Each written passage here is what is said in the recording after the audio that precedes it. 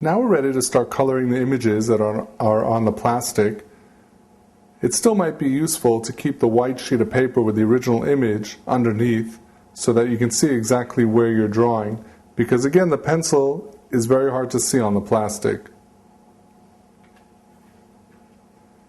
You should make images where you don't have to put too much detail in. The most important thing is that it should have a few varying colors on each image.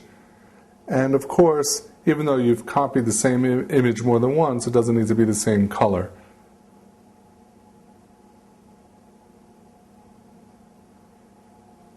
When doing this project, one of the things that I find important is to keep it with a nice clean look to it.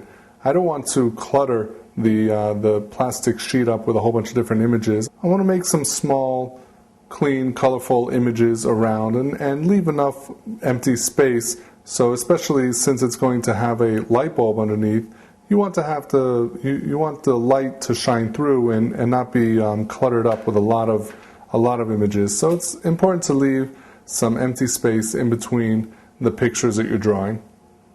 And of course the colors is very important. You really want to vary the colors and keep the entire thing very colorful and eye-catching. I almost always use markers for this project. I think it comes out much nicer. It has much more of a cleaner look. The paint can get kind of messy. It's harder to control when you're making smaller images. The markers work perfect. They go really nice on the sheet of plastic that we're using. Also, it saves time that you don't have to wait for any paint to dry. And especially when you're moving the sheet of plastic around, going from image to image, sometimes the paint can get a little messy, get smudged.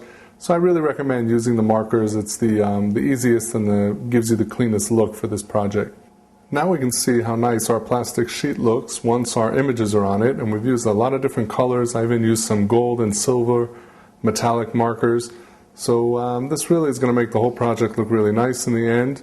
And I've now shown you how to get the images from the white paper and trace them onto the plastic sheet that's going to be the outside of the lampshade.